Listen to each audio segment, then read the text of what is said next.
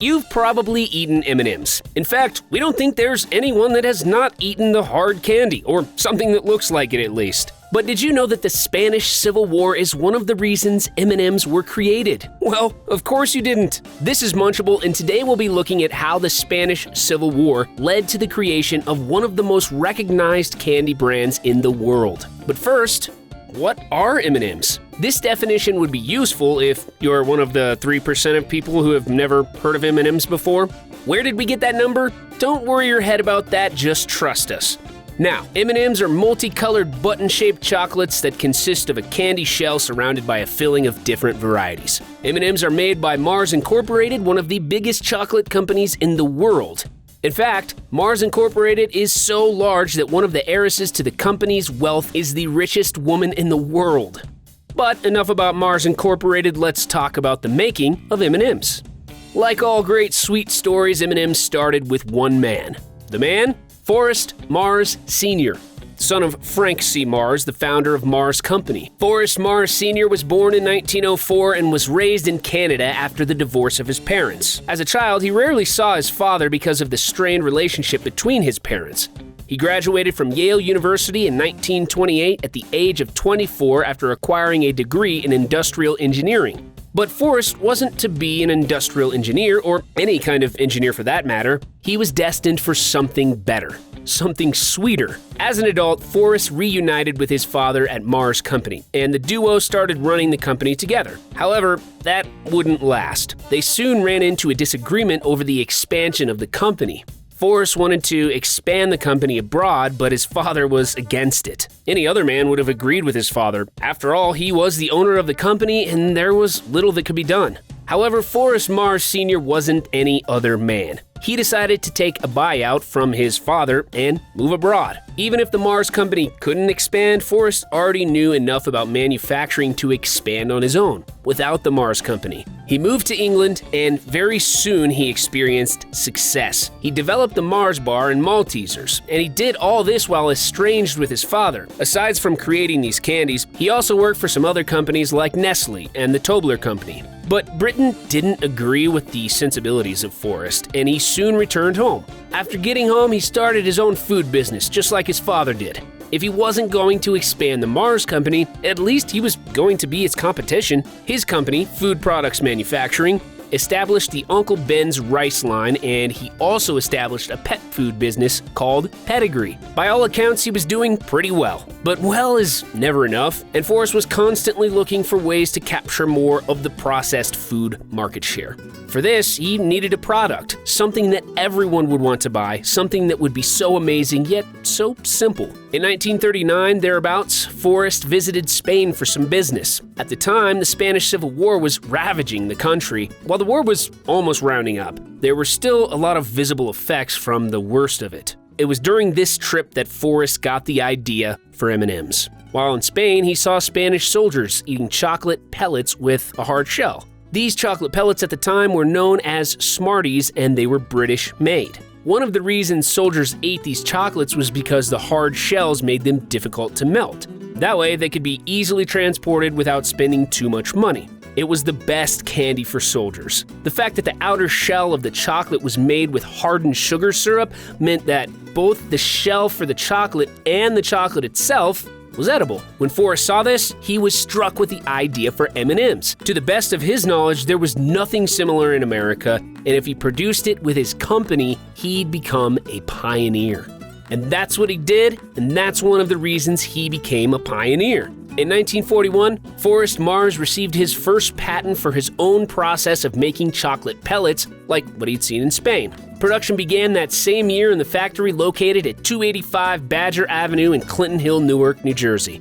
Forrest decided to found a different company for the production of M&Ms, and he called the company M&M Limited. The first M stood for Forrest's surname, and the second stood for the surname of Bruce Murray. Hold up. Let's not get ahead of ourselves. Who's Bruce Murray? Great question. Bruce Murray was the son of Hershey's chocolate president William F.R. Murray. You see, M&Ms was essentially a chocolate product, and Hershey's was the largest producer of chocolate in the country at the time. It only made sense to Forrest to form a partnership with the heir to the largest chocolate company in the world. In fact, when M&M was founded, Bruce Murray had a 20% stake in the company. But there was another reason why Forrest Mars made the arrangement with Bruce Murray. You see, by 1941, the year M&Ms were first made, the Second World War was already in swing. Despite the fact that America hadn't yet gotten involved in the war, Hershey's was already in control of rationed chocolate. The relationship with Bruce Murray made it possible for M&Ms to be made with rationed chocolate. The first big customers of M&M Limited was the U.S. military, and they planned to use the chocolate in the exact same way that the Spanish had used it in the Civil War. This meant that the idea for M&Ms came from a war, and Forrest's first big contract was selling the chocolate to the military. So I guess you could say M&Ms are the official chocolate for wars. As World War II raged on, the demand for M&Ms by the military increased. By the middle of the war, Forrest was selling the chocolates exclusively to the military. As expected, the demand for the chocolate by the soldiers necessitated expansion, and Forrest had to move his factory to bigger quarters at 200 North 12th Street in Newark, New Jersey. After the war was done, Forrest had already gotten enough surplus cash to launch M&Ms into the civilian market successfully. His success with the military meant that there was no way M&Ms could fail. Once the soldiers returned home from the war, they gave great reviews of the chocolate and also bought it too. So even when the government stopped purchasing M&Ms, there was a ready-made demand in the market. But with the success of M&Ms came a new problem. The bigger the company got, the more Forrest Mars had to work.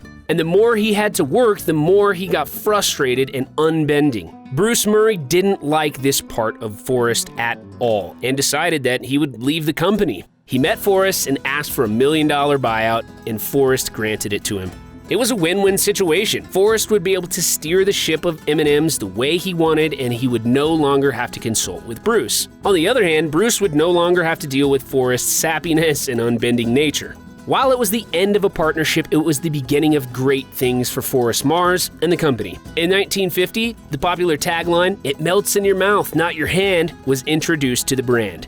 The next year, the black M was printed on the candies to give them a unique trademark, and in 1954, the M was changed to white.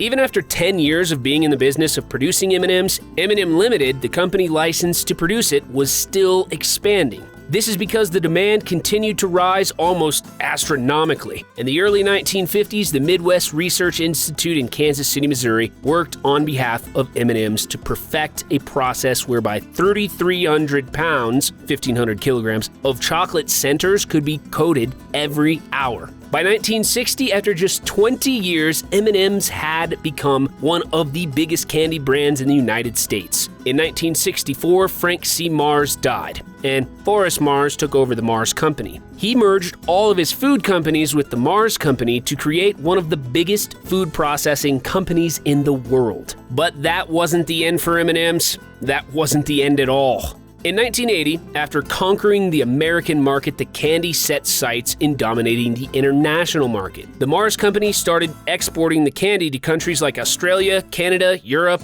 Hong Kong, Japan, Malaysia, and the United Kingdom in the same year.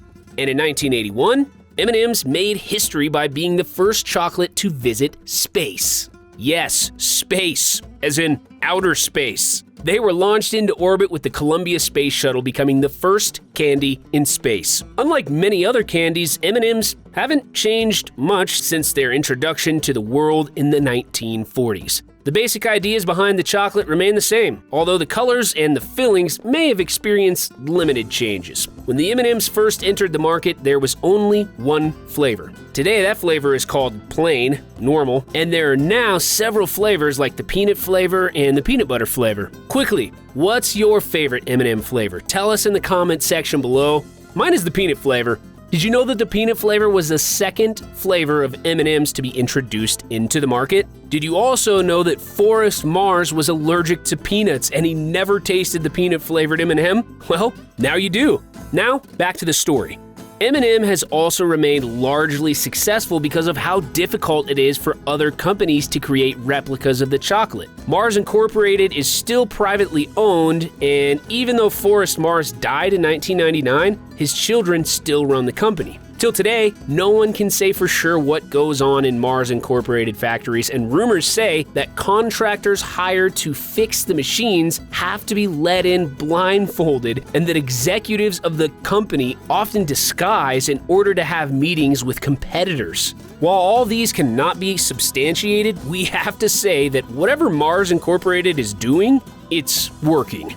Today, the candy is probably the most popular in the world, and that was all possible because Forrest Mars saw soldiers in Spain eating chocolate. Weird, but true. The idea for this video was sent in by a subscriber. If you enjoyed it, remember to like and subscribe to the channel. If you want to know more about a particular food brand, send it to us. Who knows? Our next video may be of that food brand.